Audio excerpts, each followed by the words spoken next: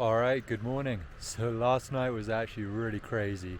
I mentioned that I was hoping to cowboy camp, but figured that it might rain, so I pitched the tarp just in case, um, and would just run over to it if it started raining. And yeah, so anyway, got this crazy sunset where the clouds went just these crazy colors. I think I put some photos in at the end of yesterday's video, but I'll put a photo now as well so you can see again.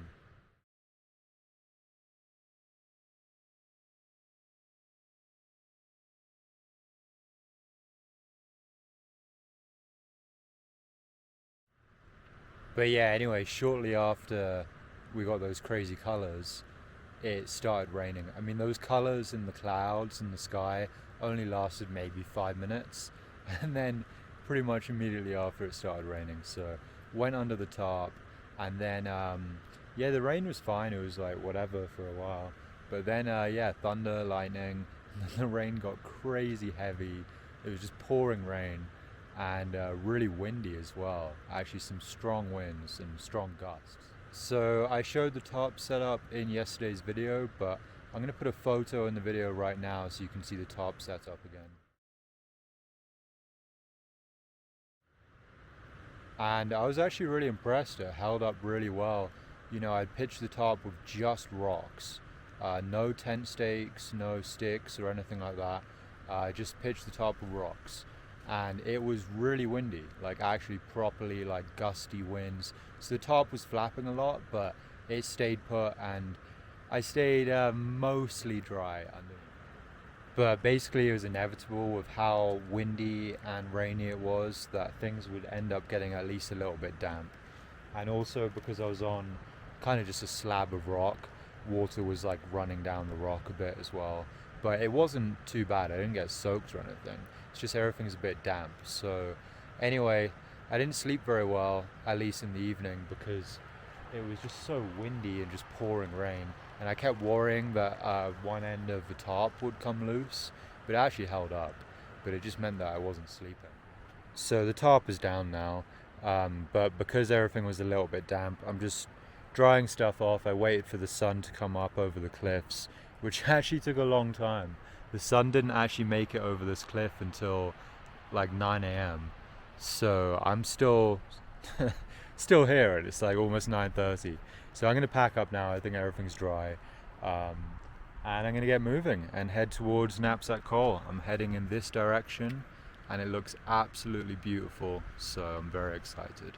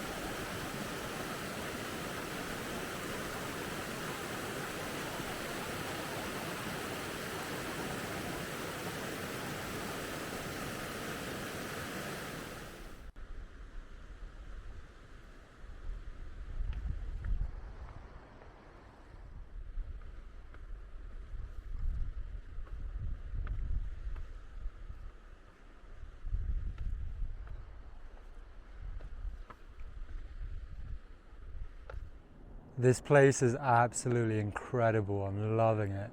I know I mentioned I was going to try and get here at first light, but as I said, you know, I wanted to sleep in and also dry my stuff off in the sun. So it's still obviously incredible here. The official route actually goes somewhere up here, just up here somewhere. But I just bumped into Onion, who is someone that I originally met in the Great Basin.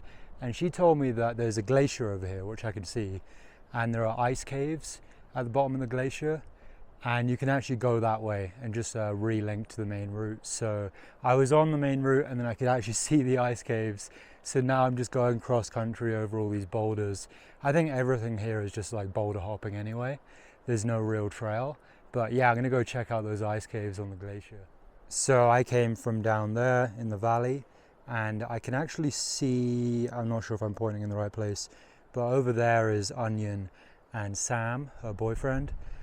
And I went up this way and the official route actually goes up, I guess just over this rock here.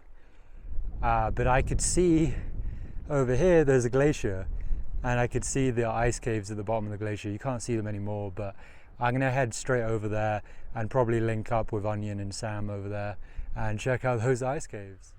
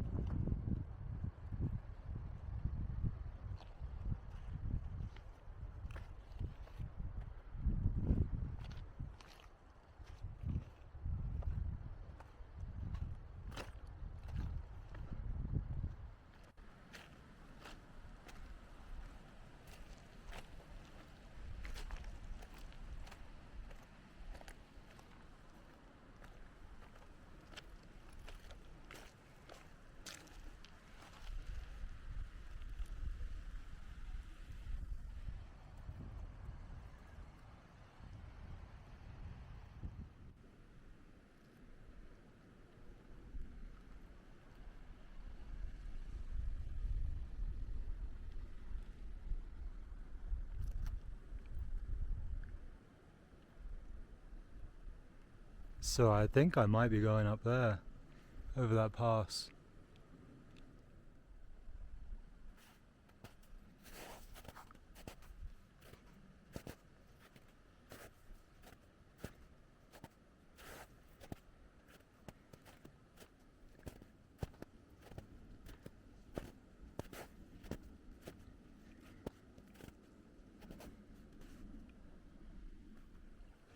So yeah, I'm definitely going up over there.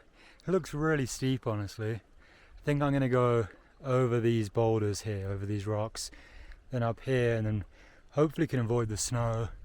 Or maybe it goes straight up on the right side of the snow. But it definitely looks steep and lots of snow here. This place is amazing. Incredible.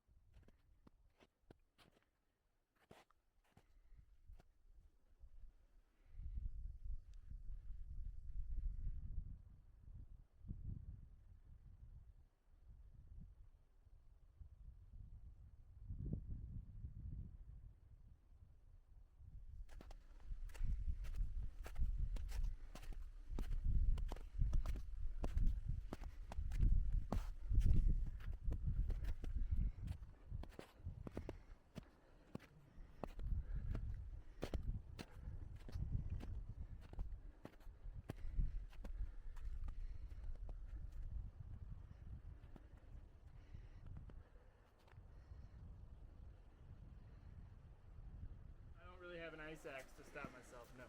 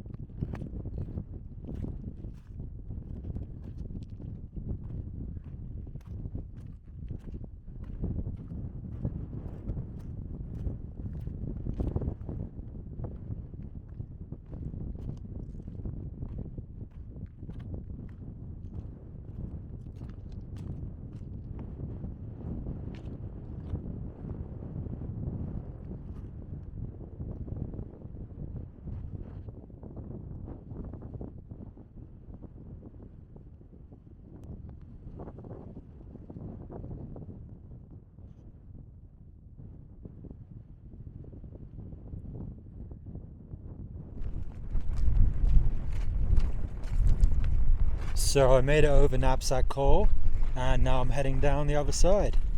This place is absolutely incredible. Insane.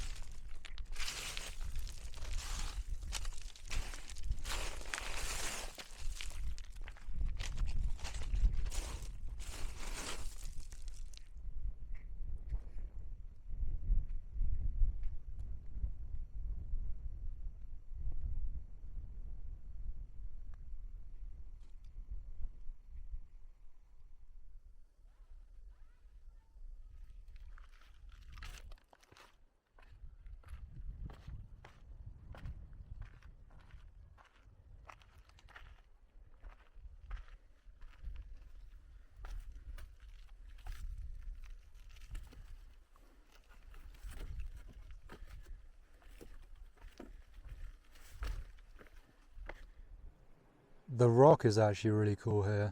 Loads of stripes and swirly patterns in the rock. I really like looking at this rock actually. There's also the occasional like little pockets of flowers around.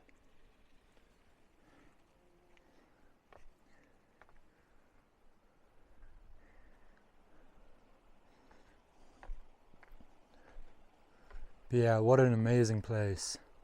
It is mental out here. So I came from up there and now I am heading this way. Some flowers here too.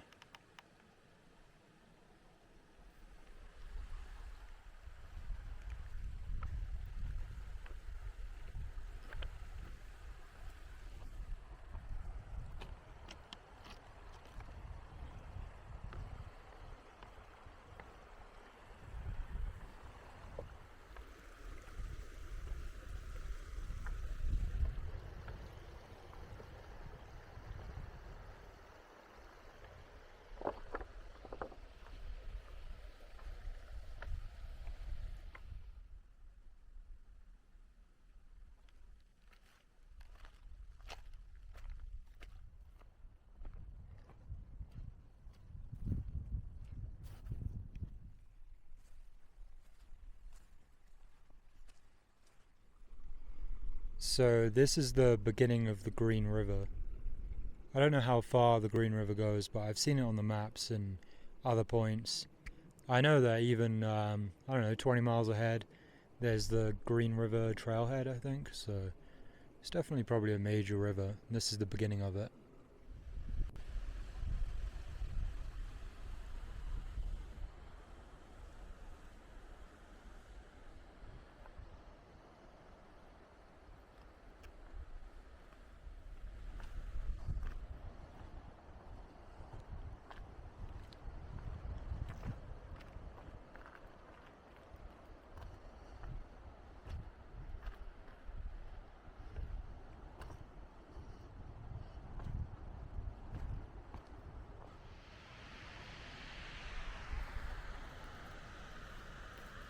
There are loads of Indian paintbrush flowers around here. Some of the nicest flowers I've seen, I think, are these Indian paintbrush. I believe that's what they are. Look how many of them there are over here. Amazing. So many flowers.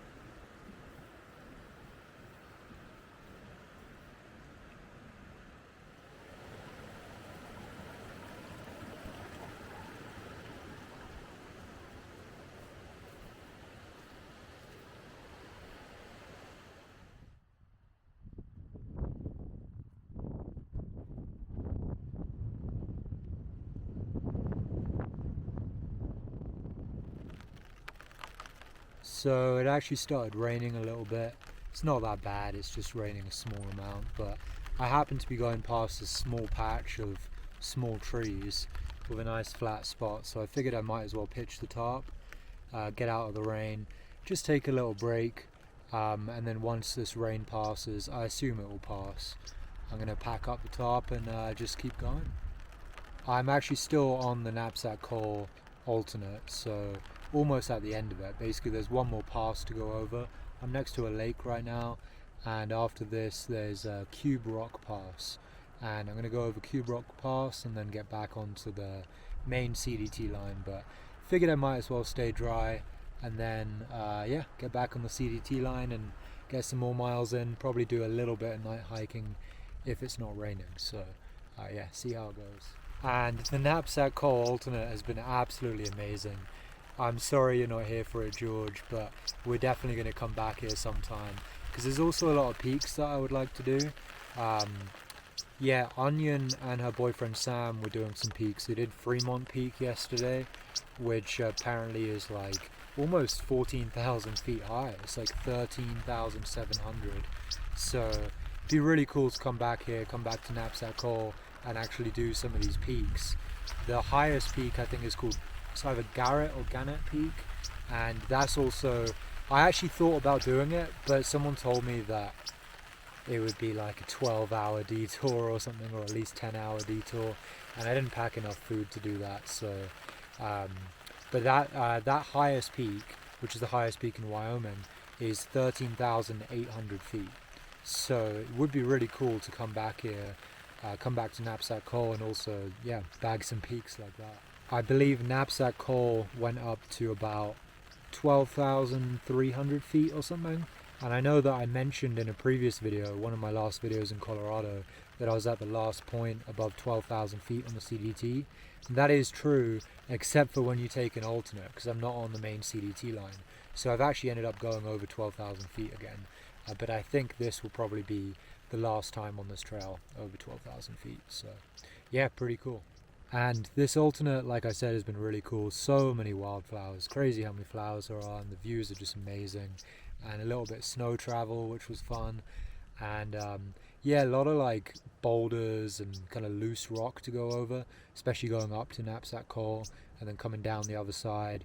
It's really rocky and some loose rock, so it is a little bit dangerous at times, but nothing that bad. You just have to, it's slow going, you can't really walk very fast on it, but really fun. And also going inside that ice cave was really cool. I definitely think you probably shouldn't go inside the ice cave. It's probably a bit dangerous to actually go inside it, but I don't know, I really wanted to go inside the ice cave.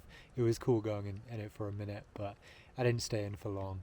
And as you can see, the sun is actually coming out now, so I think I'm probably going to pack up my top now and actually keep going.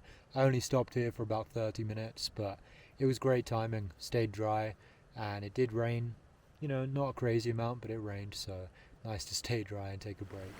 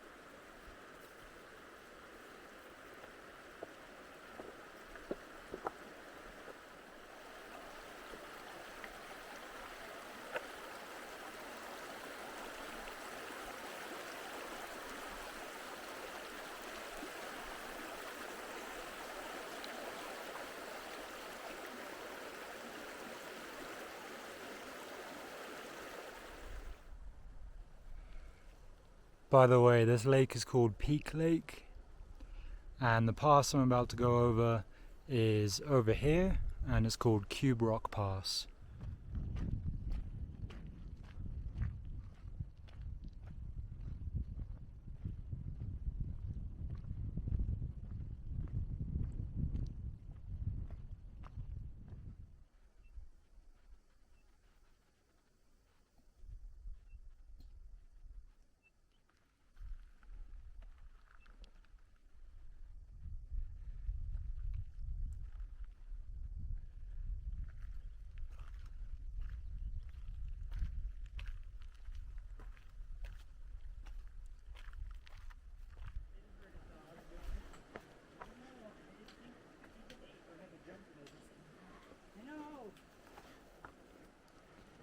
This reminds me of the Mahoosuc Mile. The Mahoosuc Mile is a mile on the AT. It's really basically this. Maine. And where? Maine. Okay. Every single AT said something about Virginia rocks. Oh!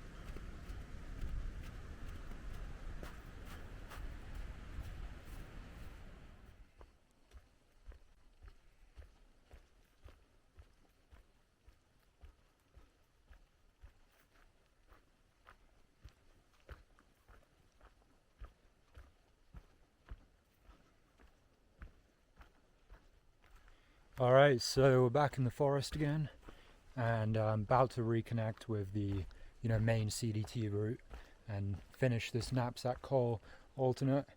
And gotta say, some of the best hiking I've ever done. I mean, it was really amazing out there. It was beautiful. I know I said that already, but it was a lot of fun. And also all the like rocky, scrambly stuff was really fun. But yeah, back in the forest now. And I know from here the trail kind of drops elevation and then looks relatively flat after that. So for the next little while, I think I might just be in the forest. I'm not really sure if there's going to be like mountainous views or anything like that. Maybe there will be. Maybe I'll be going through some meadows and stuff. But yeah, it's not going to be as grandiose as the Knapsack Col, because that's hard to beat. And today and yesterday have actually been very short days in terms of mileage. But there's a reason for that, and obviously I wanted to just basically spend as much time as feasible in that whole Knapsack Col area, because yeah, it's just a huge highlight of the trail. So I wanted to kind of spread it out over 2 days and take my time there because it's so beautiful. And I love doing like peak bagging and scrambling and all that kind of stuff, and I didn't really do any peak bagging in the Wind River range, even though there were actually quite a few options which were quite close by. But yeah, basically just saving that for another time. Definitely going to come back. It's like top on my list of places to come back to, and I would love to come out here just on like a peak bagging, scrambling, maybe even rock climbing kind of trip, because there's so much cool stuff to do out in the Wind River range. So very excited to actually come back here someday.